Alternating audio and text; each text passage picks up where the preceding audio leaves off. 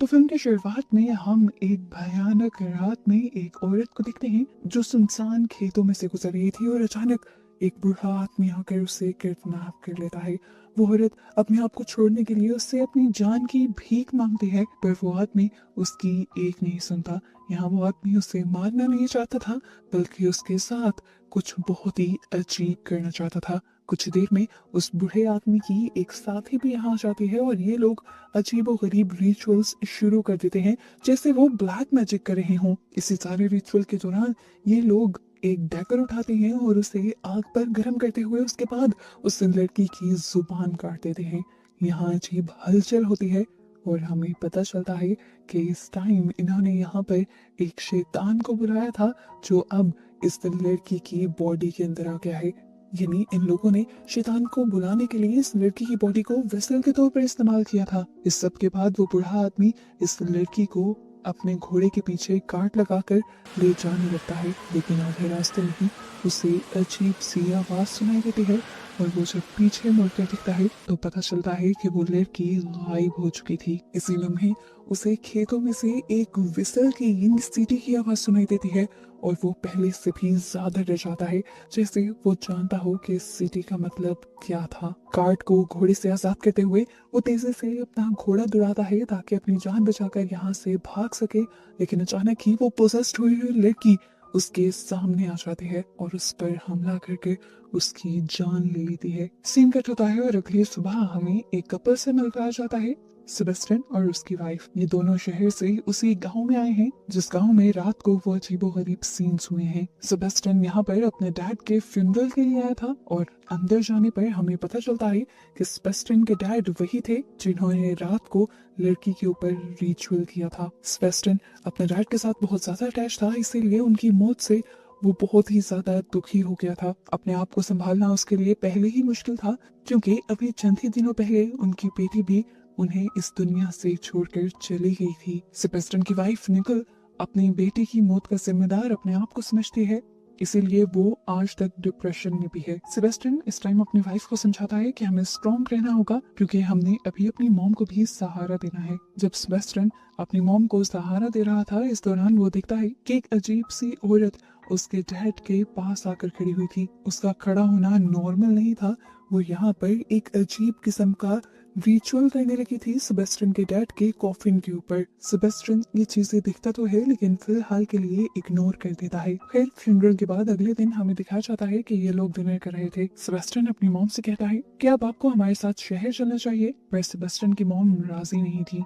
इनके बहुत बड़े बड़े फार्म्स थे जो इन्हें हेरिटेज में मिले थे, इन्हें विरासत में मिले थे, और वो अपनी इतनी बड़ी प्रॉपर्टी को छोड़ने के लिए तैयार नहीं थी, क्योंकि इसी प्रॉपर्टी की वजह से आसपास के गांव के सभी लोग उनकी बहुत ज्यादा इज्जत भी करते थे। अभी के लिए सेबेस्टियन की मॉम के पास बहुत से मसले थे जो उन्होंने रिजॉल्व भी करने थे, और वो ये चीजें सेबेस्टियन को बताने लगती हैं, जैसे उनके गांव की नदी के दूसरी तरफ कुछ अजीबोगरीब लोग रहा करते थे। सेबेस्टियन उनके बारे में जानता था और सेबेस्टियन तो उनको कल्ट मानता था, क्योंकि वो अजीबोगरीब रिचुअल्स कर कर शैतानों को बुलाते थे और क्लेम ये करते थे कि वो मरे हुए लोगों को बुलाकर उनसे बात कर सकते हैं। उस कल्ट के होने की वजह से बहुत से लोग इनके फार्म्स तक आने से डरते थे और इनके फार्म्स ये लोग आगे नहीं बढ़ा पा रहे थे, और सेबेस्टियन की मॉम को इन लोगों से छुटकारा चाहिए था। और वैसे इतना भी आसान नहीं था, इसलिए फिलहाल के लिए ये लोग इस चीज को यहीं पर ड्रॉप करते हैं और जाकर सो जाते हैं। आधी रात में निकोल की आंख खुलती है अजीबोगरीब शोर से। बाहर जाकर उसने देखा कि सेबेस्टियन के डैड का डॉग बहुत ही अजीब तरीके से बेचैन हो रहा था, रो रहा था। निकोल को लगा कि जरूर वो अपने मालिक के जाने से परेशान होगा, इसीलिए वो उसे सहलाने लगती है। इसी दौरान उसे बाहर एक मशाल नजर आती है। वो हैरान थी कि रात के इस टाइम कौन मशाल लेके आ सकता है। वो जब बाहर जाती है तो पता चलता है कि यहाँ पर वही लेडी थी जिसे हमने पहले सीन में भी उस ओल्ड मैन के साथ रिचुअल करते हुए देखा था, और दूसरे सीन में ओल्ड मैन की बॉडी के साथ भी कुछ करते हुए देखा था। वो यहाँ पर भी इस टाइम कुछ रिचुअल करते हुए एक पुतला चला रही थी, और वो उससे निकोल को यहाँ से चले जाने को कहती है, पर निकोल नहीं चाहती। उल्टा वो तो अपने डॉग को लिए खेतों में वॉक के लिए निकल जाती है, और तभी उसे सुनाई देती है वही स्थिति जो मूवी के पहले सीन में सुनी गई थी। और हम जानते हैं कि ये स्थिति एक मौत की आवाज है। इसी सीटी की आवाज को सुनकर डॉग खेतों के अंदर भाग जाता है। निकोल जब उसे लेने के लिए अंदर जाती है तो उसे खेतों में एक भयानक इंसान खड़ा हुआ दिखाई देता है, जिसकी आंखें भी चमक रही थी। निकोल उससे डर जाती है और फौरन वहां से भाग जाती है। उस टाइम वो डॉग को वहीं पर छोड़ आई थी।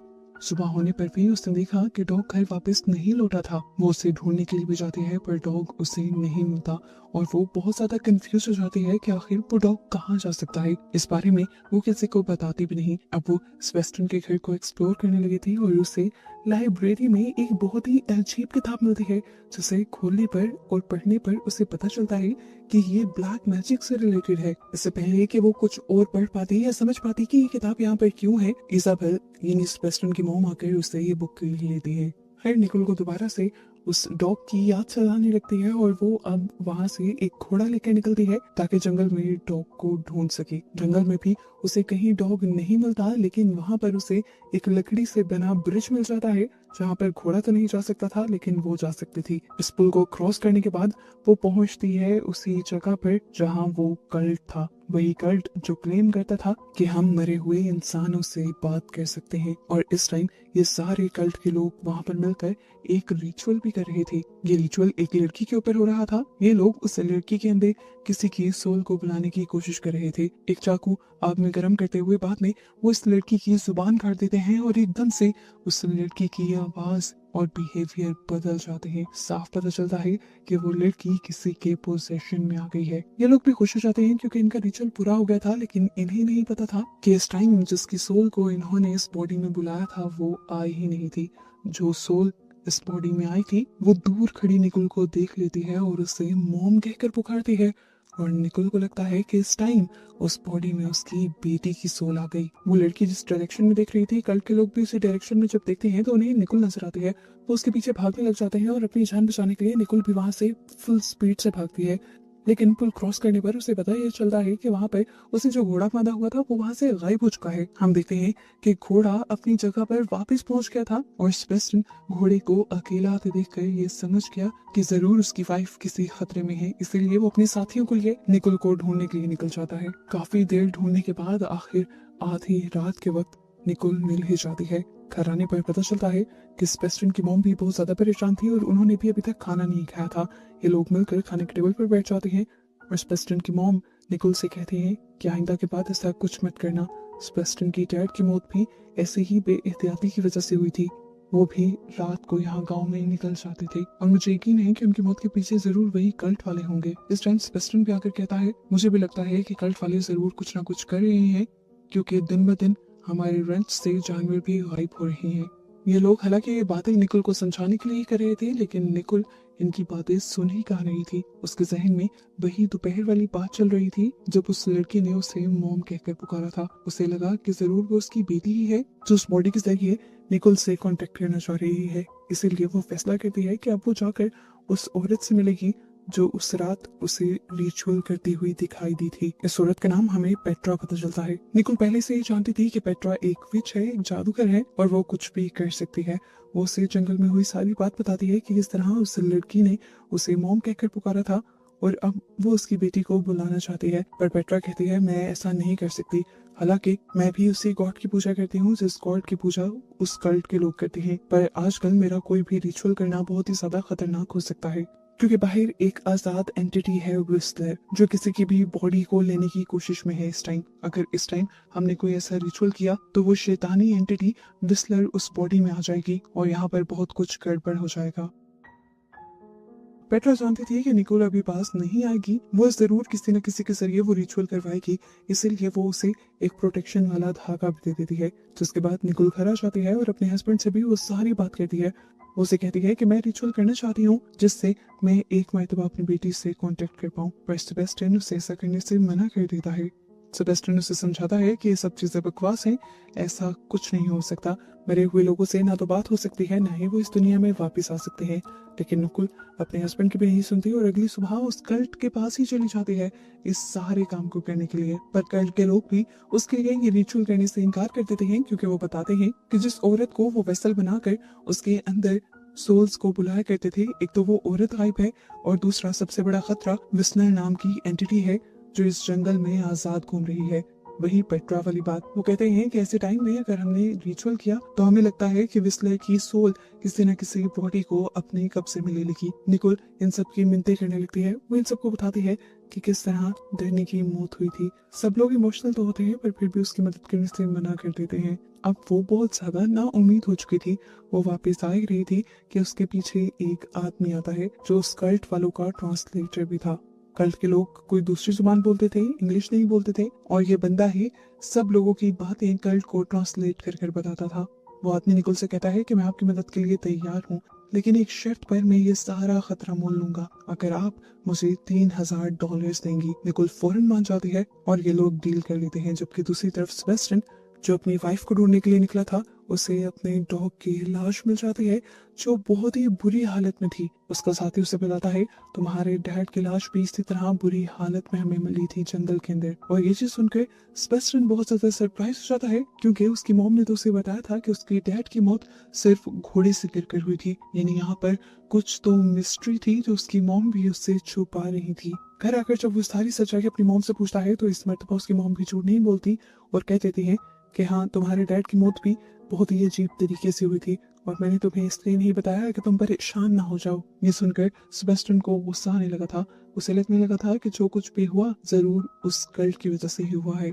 ये सारी बातें सुनने के बाद निकोल बहुत ज्यादा कंफ्यूज हो जाती है, क्योंकि एक तरफ तो उसे उस कल्ट के लोग अच्छे लग रहे थे क्योंकि उन्होंने निकोल से बहुत अच्छे से बात की थी, उसकी मदद को भी मान गए थे उनमें से एक आदमी। लेकिन दूसरी तरफ क्या वो कल्ट इतने लोगों की मौत का जिम्मेदार हो सकता है? निकोल के जहन में बहुत सारे सवाल आ जाते हैं, जिनका जवाब जानने के लिए वो पेट्रा के पास जाती है और पेट्रा उसे बताती है नहीं, वो कल्ट किसी की मौत का जिम्मेदार नहीं है। यहाँ पर जितनी भी मौत और हादसे हुए उस सब का जिम्मेदार वो विस्लर है जो इस जंगल में आजाद घूम रहा है। ये विस्लर था कौन और वो सबको तंग क्यों कर रहा था? जब ये सवाल निकोल पेट्रा से करती है तो पेट्रा उसे बताती है कि विस्लर भी पहले एक आम इंसान ही था और जंगल में एक शिकारी था, और एक दिन शिकार ना मिलने पर गुस्से में उसने अपने डैड का ही शिकार कर लिया। वो इतना बेरहम था कि उसने फिर अपने डैड की बॉडी को काटा और अपनी मॉम से ही कहा कि इसे पकाओ। और जब ये बातें उसके ट्राइब के लोगों को पता चली तो ट्राइब के लोगों ने उसे बहुत बुरा भला कहा और सजा के तौर पर उसे ही मारने का फैसला किया, वो भी एक दरख्त से लटका कर। लेकिन वो लड़का उस टाइम भी नहीं डरा। उस टाइम भी वो सीटी मार रहा था, बिल्कुल वैसे ही विसल कर रहा था जैसे विसल की आवाज अब सुनाई देती है हर मौत से पहले। ये असल में उसी लड़के की सोल है जो अब सब लोगों को मारकर अपना बदला लेना चाहती है। हाँ, इस सब में एक बात जरूर ये सच है कि उस विस्लर की सोल को यहाँ पर और किसी ने नहीं बल्कि उस कल्ट के लोगों ने ही बुलाया है, ताकि आसपास के गांव के लोगों को डरा कर वो लोग यहाँ से भगा सकें और इस गांव पर भी अपना कब्जा कर सकें। ये नहीं, कहीं ना कहीं सेबेस्टियन और उसकी मॉम ठीक भी थे। अगर सारी चीजें विस्लर की वजह से हो रही थी तो विस्लर को भी कल्ट नहीं बुलाया था, तो जिम्मेदार तो उन सारी चीजों का कल्ट ही हुआ ना। लेकिन इस सब के बावजूद भी निकोल कल्ट वालों को गलत नहीं समझती और अपनी बेटी के प्यार में अगले दिन दोबारा उन्हें कल्ट वालों के पास जाने का फैसला कर लेती है। वहीं रास्ते में उसे मिल जाती है वो लड़की जिसकी बॉडी के अंदर उस सोल ने उसे मॉम कहा था। वो लड़की बताती है कि पहले ये सारे रिचुअल्स मेरी मॉम की बॉडी में हुआ करते थे, लेकिन जब से मेरी मॉम गायब है उसके बाद से ये सारे रिचुअल्स मेरी बॉडी के अंदर होने लगे हैं। निकोल उसे कहती है तुम अपनी मॉम की फोटो दिखाओगी? वो लड़की जब अपनी मॉम की फोटो दिखाती है तो पता चलता है कि वो औरत कोई और नहीं बल्कि मूवी के स्टार्ट में दिखाई जाने वाली औरत है जिसके ऊपर सेबेस्टियन के डैड ने रिचुअल किया था। और वो औरत अभी भी मरी नहीं थी बल्कि सरेआम पोजेस हालत में इसी गांव में घूम रही थी। और इसका नजारा हम देख भी लेते हैं। वो सेबेस्टियन के ही रेंजर में जाकर बहुत सारे जानवरों के ऊपर अटैक कर देती है और उन्हें मारना शुरू कर देती है, जबकि सेबेस्टियन तो इस टाइम उस कल्ट के लोगों को ठिकाने लगाने के प्लान के लिए गया होता है। वो कल्ट के लोगों की बिजली भी काट देता है और इस गांव को कल्ट के गांव तक अटैच करने वाला वो पुल भी काट देता है, ये जाने बगैर कि इस टाइम उसकी अपनी वाइफ उस कल्ट की तरफ है और अगर अब ये ब्रिज ही टूट गया है तो वो वापस कैसे आएगी। दूसरी तरफ हमें पेट्रा को दिखाया जाता है जिसे सेबेस्टियन की मॉम जब बताती है कि रेंजर से बहुत सारे जानवर मर रहे हैं तो वो फैसला करती है कि वो उस औरत को ही मार देगी जिसके अंदर उस दिन उसने रिचुअल किया था। वो जानती थी कि उसी के अंदर विस्लर की सोल है। दूसरी तरफ यहाँ कल्ट के लोग अब निकोल के कहने पर अपना रिचुअल भी स्टार्ट कर देते हैं और उस लड़की के अंदर डैनी को बुलाने का प्रोसीजर शुरू हो जाता है। जैसे ही उनका ये रिचुअल खत्म होता है यहाँ एक बहुत ही भयानक काम होता है। इस लड़की के अंदर डैनी की सोल आने के बजाय एक खौफनाक शैतानी सोल आ जाती है। और यहाँ ट्विस्ट रिवील होता है कि वो सोल और किसी की नहीं बल्कि विस्लर की ही थी, क्योंकि दूसरी तरफ जहाँ पेट्रा ने विस्लर को मारने के लिए इस लड़की की मॉम को मार दिया था, तो अब विस्लर उसकी बॉडी से निकलकर इस लड़की की बॉडी में आ गया था, क्योंकि रिचुअल यहाँ पर भी सोल को ही बुलाने का चल रहा था और इसी चीज का उसने फायदा उठाया था। देखते ही देखते अब वो लड़की यहाँ से गायब हो जाती है और ये लोग बहुत ज्यादा परेशान हो जाते हैं, क्योंकि इस टाइम ये रिचुअल कल्ट की परमिशन के बगैर चल रहा।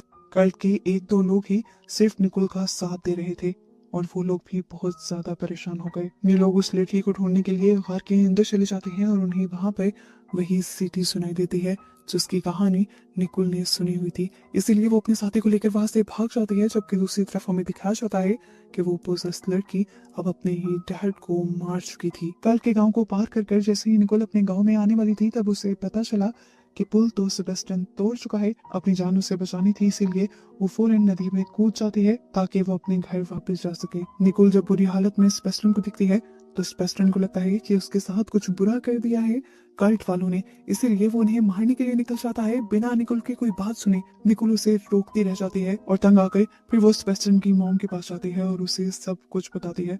वो बताती है कि कल्ट वाले गलत नहीं है, असल में गलत एक विस्लर नाम की एंटिटी है जिसे वो गलती से बुला गए हैं और वही सब लोगों की बॉडी में जाकर ये सारा काम खराब कर रही है। वो उसे कहती है कि हमें सब चीजों को किसी न किसी तरह से रोकना होगा। दूसरी तरफ हमें पेट्रा को दिखाया जाता है, वो अब उस लाश को जला रही थी जिसके अंदर उसने विस्लर को बुलाया था, क्योंकि उसे लग रहा था कि विस्लर अब इस बॉडी से निकल चुका है और इस लाश को खत्म हो जाना चाहिए, इसी के साथ विस्लर भी खत्म हो जाएगा। पर ये सब बस उसकी सोच ही थी, विस्लर तो एक दूसरी बॉडी में था। यहाँ इजाबेल और निकोल की बातों के दौरान इन्हें भी वही सीटी सुनाई देती है। ये दोनों पैनिक हो जाते हैं और फौरन यहाँ से निकलकर गाड़ी की तरफ भागते हैं। निकोल गाड़ी स्टार्ट करती है, लेकिन इजाबेल गाड़ी में बैठ भी नहीं पाती कि उससे पहले ही विस्लर उसके ऊपर अटैक कर देता है और उसे बेरहमी से मार देता है। निकोल इन सारी चीजों को इग्नोर करती है और जल्दी से गाड़ी लेकर पेट्रा के घर आ जाती है। वहां पर उसे वही डैगर मिलता है जिससे वो सारा का सारा रिचुअल किया गया था। वो उस डैगर को उठा लेती है और इसी टाइम पेट्रा आकर कहती है, इसे मत उठाओ, बहुत मुश्किल से मैंने विस्लर को वापस भेजा है और अब अगर वो आ गया तो बहुत बड़ी मुसीबत हो जाएगी। पहले भी ये सारी मुसीबत तुम्हारे फादर इन लॉ की वजह से हुई थी। ये सुनकर निकोल को एक और शौक लगता है। पेट्रा कहती है, हाँ, पहले मैंने तुमसे झूठ बोला था कि विस्लर को कल्ट वालों ने बुलाया है। असल में विस्लर को तुम्हारे फादर इन लॉ ने बुलाया था ताकि कल्ट वालों को यहाँ से भगाया जा सके, और क्योंकि इस सब में मैं भी इन्वॉल्व थी तो वो बात मुझ पर ना आ जाती, इसीलिए मैंने झूठ बोला। लेकिन अब क्योंकि मैं सब ठीक कर चुकी हूँ तो मैं सच बोल सकती हूँ। मैंने उस औरत को मार दिया जिसके अंदर विस्लर आया था और अब विस्लर किसी को तंग नहीं करेगा। ये कहानी सुननी थी कि अब निकोल को भी सब समझ आने लगा कि क्यों उस बच्ची के अंदर वो विस्लर आ गया था, क्योंकि वो बच्ची उसी औरत की बेटी थी। निकोल को अब गिल्ट होने लगता है कि पहले तो उसने अपनी बेटी को मार दिया था और अब उसी की वजह से एक और बच्ची की जान खतरे में थी, क्योंकि अगर वो उस रिचुअल को ना करवाती तो उस बच्ची की जान खतरे में ना पड़ती। वो यहाँ रोने लगी थी। सारी कहानी उसने पेट्रा को बता दी थी। वो पेट्रा से कहती है कि मैं सब ठीक कैसे करूं। पेट्रा कहती है, रास्ता तो एक ही है, तुम्हें उस लड़की को मारना होगा, तभी विस्लर उसकी बॉडी से निकलेगा। पर निकोल एक और बच्ची की जान लेने के लिए तैयार नहीं थी।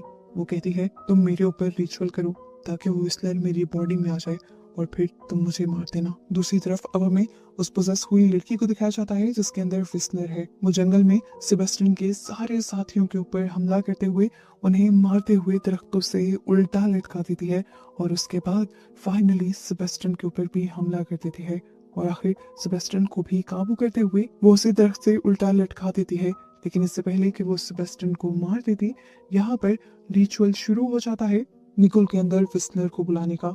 यहाँ पेट्रा नहीं चाहती थी कि निकोल की जान जाए, वो चाहती थी कि उसी लड़की की जान चली जाए, क्योंकि वो भी कल्ट वालों को पसंद नहीं करती थी। इसीलिए वो विस्लर को यहाँ बुलाते हुए बड़ी चालाकी से एक जेल में बंद कर देती है।